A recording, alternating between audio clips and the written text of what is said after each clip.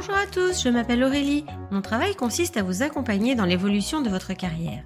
Après avoir constaté que de nombreuses personnes cherchent à découvrir de nouveaux métiers, j'ai décidé de partir à la découverte de salariés et de chefs d'entreprise qui acceptent de partager avec nous leur expérience. Chez Super Compétences, nous mettons notre expertise à votre service pour que vos projets prennent vie. Je suis très contente de vous partager l'enquête métier du jour. Vous êtes prêts ? C'est parti ! Bonjour à tous et bienvenue dans ce nouvel épisode. Je suis aujourd'hui en compagnie de Clémence qui est esthéticienne et qui va nous faire découvrir un petit peu son métier aujourd'hui. Bonjour Clémence. Bonjour. Comment vas-tu ? Ça va, merci. Merci de m'accueillir en tout cas ici et puis de partager ce moment avec moi, de prendre du temps. Est-ce que tu peux commencer par te présenter, nous dire qui tu es ? Oui, alors donc je suis Clémence, je vais avoir 40 ans. Voilà, je suis esthéticienne depuis 20 ans cette année. Je gère depuis bientôt 5 ans mon institut sur Bourg.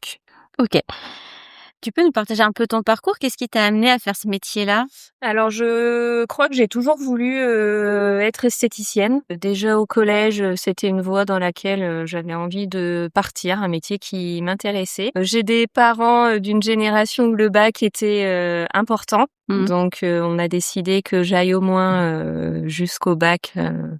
J'ai fait un bac littéraire pour dire d'avoir un parcours sécuritaire pour eux. À l'époque où j'ai fait mes études d'esthétique, le bac pro n'existait pas encore, je crois, où il était vraiment à ses tout débuts. D'accord. Donc c'était pas une option qui était possible pour moi. Donc voilà, j'ai fait mon bac littéraire et je suis partie en école d'esthétique juste après ça. Ok, super.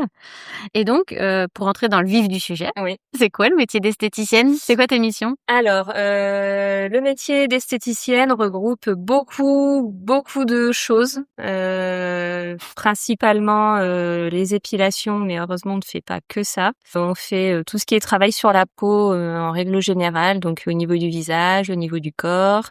On peut travailler sur les ongles, des mains, des pieds. On peut proposer aussi des accompagnements en soins minceurs, en soins anti-âge. Voilà, c'est un métier qui est plutôt large et diversifié. C'est ça. Les missions sont variées, c'est intéressant du Oui. coup. Parce que Oui. dans une même journée, tu vois pas tout le temps la même chose. Alors dans la même journée, je ne fais pas toujours la même chose, donc je ne fais pas toujours les mêmes prestations. En plus des prestations, on a aussi tout ce qui est vente de produits, conseils, prise en charge des clientes. Voilà, il faut qu'on fasse les réassorts des produits, il faut qu'on mette en linéaire. Enfin voilà, il y a beaucoup de choses dans le métier d'esthéticienne. C'est ça. Ouais. Et donc toi, en plus, t'es gérante de ton Tout à entreprise, fait. donc t'as encore l'autre casquette. C'est ça. Mais il faut être. C'est un métier où il faut être polyvalente. Ok. Voilà, il faut vraiment être polyvalente. Il faut avoir une grande capacité d'adaptation, parce qu'on va pas se comporter de la même façon avec toutes les clientes. Chaque personne est différente, donc voilà, il faut savoir vraiment s'adapter et être à l'écoute des personnes qu'on reçoit. Ok, super. Bah du coup, t'as devancé ma question sur les compétences nécessaires pour faire ce travail-là, donc tu les as bien résumées. Voilà, ouais, c'est ça. Il faut vraiment. Pour moi, c'est un métier de passion, donc en fait, il faut être à l'écoute, être dans la bienveillance, travailler sur de l'humain, c'est pas évident au quotidien. Voilà, il faut s'adapter aux personnes qu'on reçoit. Il faut qu'on sache nous se protéger aussi de certaines choses. C'est ça, parce que je suppose qu'elles viennent décharger des fois Tout les à fait, personnes. exactement. Ouais. C'est d'ailleurs ce qui manque un peu, je pense, dans le parcours d'études en D'accord. esthétique, c'est le côté un peu psychologie, parce qu'on rentre vraiment dans l'intimité des clientes, que ce soit dans leur intimité corporelle ou dans leur intimité familiale.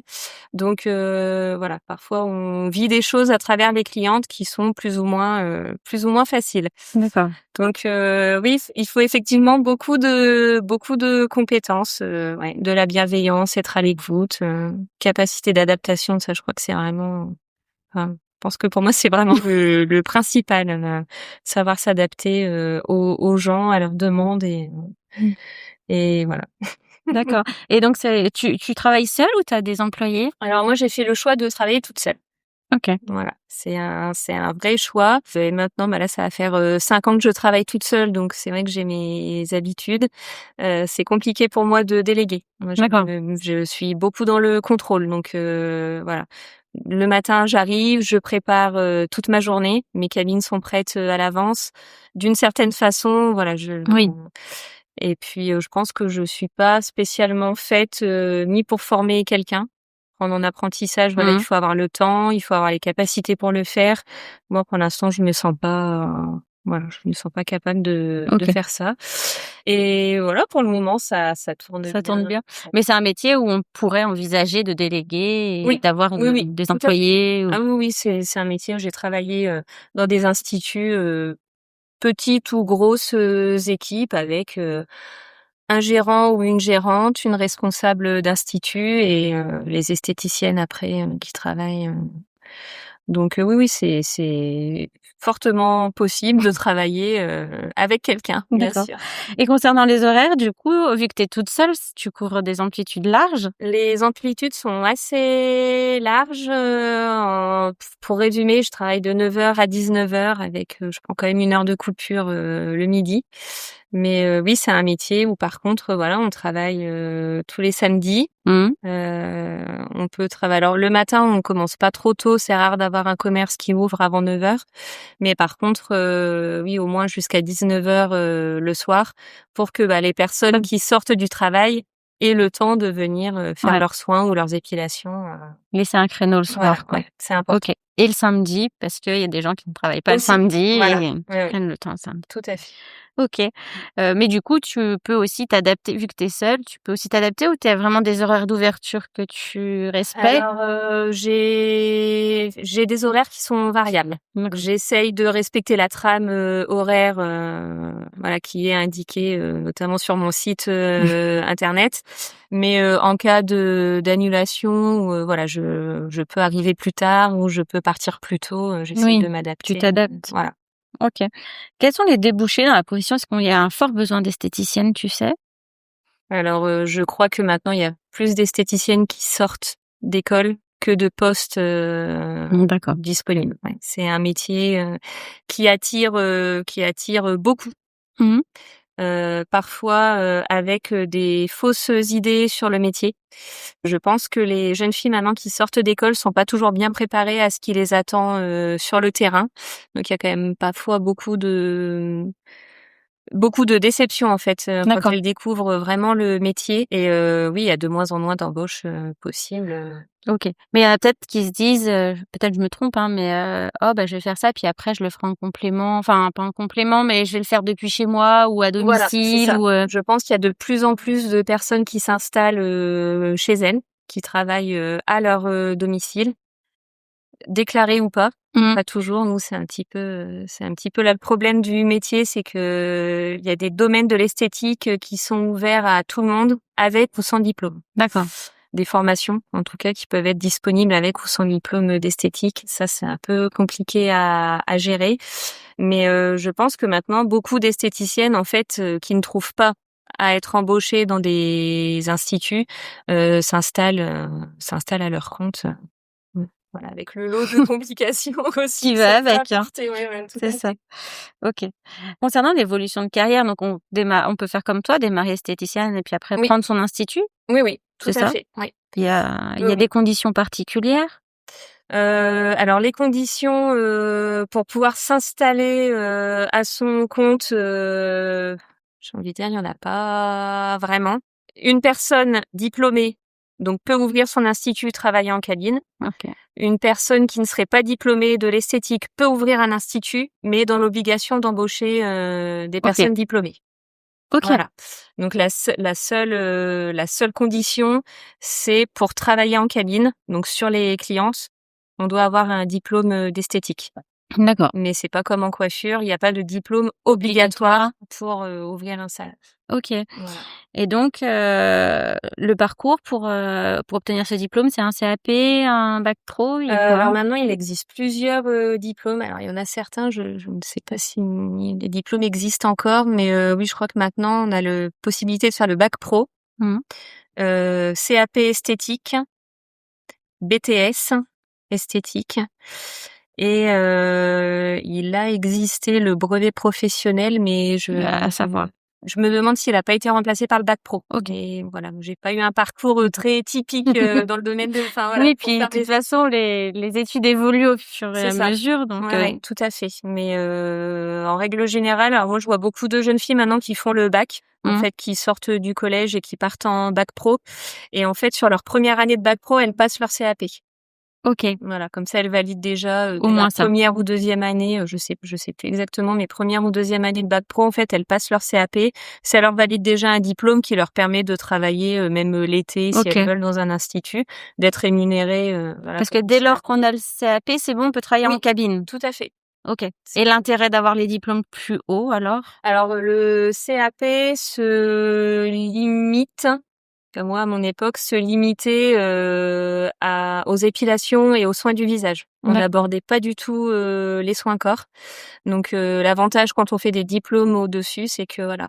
On peut aller sur du massage. Voilà, tout à fait. Ok. On voit toutes les techniques de soins corps et on approfondit les connaissances sur tout ce qui est cosmétologie, biologie, tout ce qu'on ne voit pas de l'esthétique. Et c'est pas un diplôme si facile que ça Bah ouais, c'est pas. à avoir. Non, c'est assez complet. Ok. Toi, t'es indépendante, mais le salaire d'une esthéticienne, tu saurais nous dire ou pas à peu près? Alors c'est un vrai métier passion. On n'est pas toujours payé. Non mais ça c'est important de le savoir parce que moi j'étais pas payée beaucoup plus que le SMIC avec un CAP. Après D'accord. il y a des grilles en fait qui sont faites en fonction du diplôme. Donc D'accord. une esthéticienne qui va faire un travail de cabine avec un BTS par exemple sera payée un petit peu plus qu'une esthéticienne avec un CAP. Ok. Et du côté indépendant, de toute façon, je suppose, avec toutes les charges, les loyers, Pas c'est calculer pas le non taux plus. horaire. Non, non, il y a quand même, on est, je pense, dans un pays où on a quand même beaucoup de taxes, beaucoup de charges. Donc non, ce qu'on encaisse à une cliente, C'est pas ce qui reste dans la poche. pas du tout. Pas du tout, non. On peut en vivre quand même. On peut en vivre à condition de bien faire ses calculs et de ne pas. Il faut oser en fait mettre le bon prix. Oui. Voilà, ça peut parfois paraître excessif. Faut pas se comparer avec les grandes chaînes. Il faut pas, voilà, quand on est indépendante, il faut vraiment pas se comparer avec les grosses franchises qui peuvent casser les prix parce qu'elles font du rendement. Oui. Les clientes qui viennent en institut indépendant, elles veulent une vraie prise en charge. On passe un peu plus de temps. Le temps, forcément, ça se paye aussi. Donc voilà, quand on se met à son compte, il faut vraiment facturer le bon prix dès le départ. D'accord. Parce que sinon... Oui, il faut pas se vendre au rabais, quoi. Non. Et il faut vraiment penser à inclure sa rémunération dans les tarifs aussi. Voilà, c'est important. Il faut se faire aider, un comptable, etc. quand on se met à son compte. Mais voilà, il faut vraiment tout prendre en compte parce qu'entre ce qu'on facture et ce qui nous reste à la fin du mois, il y a une très, très grosse différence. Ok. Ouais. Quels sont les plus grands défis que tu rencontres au quotidien? Plus grand défi, c'est une très bonne question. Je dirais, là, en étant à mon compte, c'est pouvoir concilier ma vie de maman et ma vie professionnelle. Ok. Et qu'est-ce qui t'apporte le plus de satisfaction? Un peu tout, en fait. Moi, j'adore mon métier, donc en fait, je suis contente d'aller travailler le matin. Voilà, si les clientes sortent, qu'elles sont contentes, qu'elles reprennent rendez-vous et qu'elles se fidélisent, je me dis que c'est que voilà, j'ai bien fait mon travail et que voilà. Parfait. Et pour finir, quel conseil tu pourrais donner aux personnes qui souhaitent s'orienter dans ce métier? Il faut bien réfléchir, bien être consciente que c'est un très beau métier, mais que c'est un métier difficile physiquement et psychologiquement aussi. Physiquement parce qu'en fait, on peut passer 10 heures de sa journée debout à piétiner. Voilà, c'est pas un métier où on reste assise. Alors, les métiers où on reste assis sont loin d'être faciles aussi, mais voilà, c'est un métier où physiquement, en fait, c'est compliqué. Les postures sont pas toujours bonnes. De piétiner toute une journée, c'est pas spécialement bon non plus. Donc voilà, selon ce qu'on propose comme prestation, physiquement, c'est fatigant. Et psychologiquement, en fait, voilà, il faut réussir à se protéger de de ce que les clientes peuvent nous raconter, parce que ce que je disais tout à l'heure, on rentre vraiment dans leur intimité au sens large du terme. Et voilà, c'est pas toujours évident d'encaisser le négatif et voilà. Ouais, c'est ça. Il y a aussi du positif, hein. Parfois, on passe de très bons moments, on rigole bien avec les clientes en cabine, mais voilà, c'est un métier qui n'est pas si facile. OK. Merci beaucoup d'avoir pris ce temps avec moi aujourd'hui, d'avoir fait découvrir, ton métier aux auditeurs. Donc merci beaucoup. Merci à toi. Merci d'avoir écouté ce podcast. Vous retrouverez les liens de notre invité du jour en description. Vous trouverez également l'enquête métier du jour en version PDF dans les notes de l'épisode. Si l'interview vous a plu, n'hésitez pas à la relayer autour de vous et de la noter sur votre application de podcast préférée. Vous pourrez retrouver l'ensemble de nos services sur supercompétences.fr. Si vous voulez partager votre métier, prenez contact avec moi pour que nous puissions en discuter. Je reste également disponible pour parler avec vous de vos projets de reconversion professionnelle. Je vous donne rendez-vous au prochain épisode. Belle journée!